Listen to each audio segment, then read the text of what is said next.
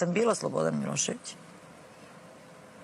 etnički biočistila Kosovo 98. Në një kohë që qytetarët shqiptar presin që qeveria e tyre të shpallë non grata ministren serbe që tha se nëse do të mundte do të kryente spastrim etnik në Kosovë, ministri i jashtëm Ferit Hoxha që për këtë deklaratë skandaloze ka bërë vetëm një reagim të shkurtër në platformën X, ka shkuar dhe mëtej pasi ka postuar një foto duke shtrënguar duar dhe duke buzëqeshur me ministrin e jashtëm të Serbisë, Marko Đurić. Siç duket dhe në këtë foto të postuar nga Ferit Hoxha, takimi me krye diplomatin e Vučićit është i shoqëruar me buzëqeshje në një moment kur shqiptarët janë fyer dhe kërcënuar publikisht nga një zyrtare e lartë serbe. Kjo tregon minimalisht pandjeshmërinë e shtetit shqiptar ndaj asaj që ka ndodhur. Në një postim në rrjetin social X, ministri Ferit Hoxha njoftoi se gjatë takimit me homologun serb ripërsëriti qëndrimin e Shqipërisë në lidhje me deklaratat e papranueshme të një antarje të qeverisë serbe për Kosovën, por nga ana tjetër Ferit Hoxha nuk ka thirrur për sqarim me ambasadorin e Serbisë në Tiranë dhe nuk ka marrë vendim për shpalljen non grata të ministres serbe Snežana Paunović.